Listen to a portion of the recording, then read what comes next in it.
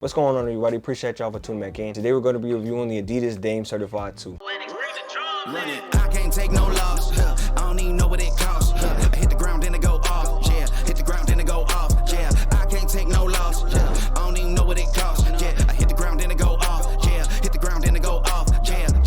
Starting us off, we talk about the sizing and the price. And the sizing, I can recommend that you guys go up half a size. Because if you guys look at the shoe and how it was designed, it looks very wide foot friendly. And I feel like it is wide foot friendly. But for me, narrow foot, I went my true to size. I usually go true to size in all my shoes just to give you guys, to go up half a size or go true.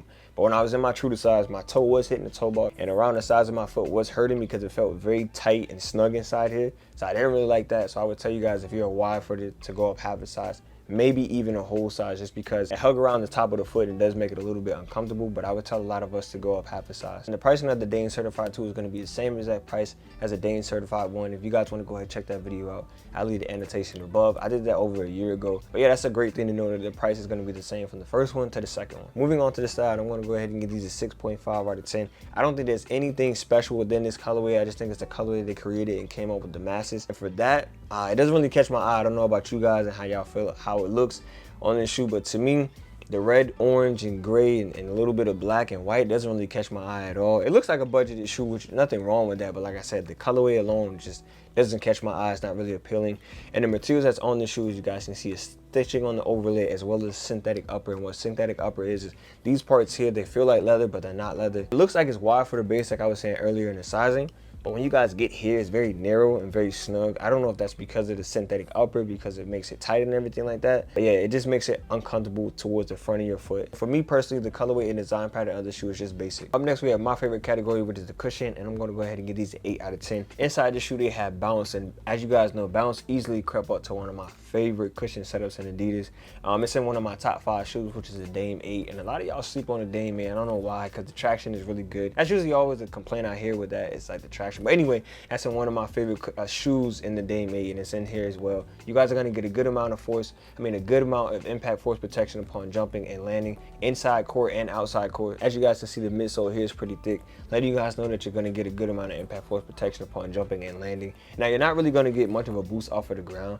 It's not going to be court feel, but it's kind of just going to be towards inside in the middle. Overall, the cushioning setup in this shoe is a really good one, and I think that Dame is the only one as of right now for an Adidas signature athlete that's been using bounce in his shoes. I don't think Harden's uses it, or Don or Trae Young. At that, I think Trae Young might have used it. I'm not too sure, but as of now, I think Dame is the only one that is using bounce, and I hope Dame continues to do that in the Dame 9 and up, because bounce is really good. Moving on to the support, and I'm going to go ahead and get these at 6.5 out of 10. Now, you guys are going to get a decent amount of padding around the ankle bone and Achilles heel, as well as a little bit of something inside the tongue. But my biggest issue with this shoe is, and I've had it with a lot of other shoes too, is I don't know if it's the material that's inside here. Whenever I had my, well, obviously you hoop in socks, but the shoe just did not want to stay tight around my ankle. I don't know if it was the socks. I don't know if it's because it's, like I was telling y'all, wide footed friendly per se, and I went my true to size, but my heel just kept slipping around. It didn't slip out, but it just kept slipping around and moving around. And even when I tied it to the extreme tightest I possibly could, it would unloosen probably like after 2 minutes of me hooping around the shoe, shooting around, getting footage. It would just start to unloosen, especially for me being a guard, doing a little bit of everything, shooting, slashing, playing defense, trying to get blocks, stopping on a dime, quick cuts, and all that other stuff, being crafty, shifty per se. I need something that's going to be able to hold me up, something I'm not going to be able to think about. I can just play my game, and you know what I'm saying? I wasn't able to do that in this. Now, I want to tell you guys, if you're a wide footer, it might feel completely different for you. But if you're a narrow footer like me, just saying you guys might have the outcome that I did. So I don't want to say that it's going to do that for everybody, but I just want to let you guys know my personal experience inside this shoe. And for me, it was just, like I said, my ankle, the shoe just did not stay tight around my foot at all. Even when I tied it to the maximum tightness I could, it still would unloosen and stuff like that. And last on the list, we had the traction, and I'm going to give these a 9 out of 10. You guys are going to be squeaking on this shoe like crazy.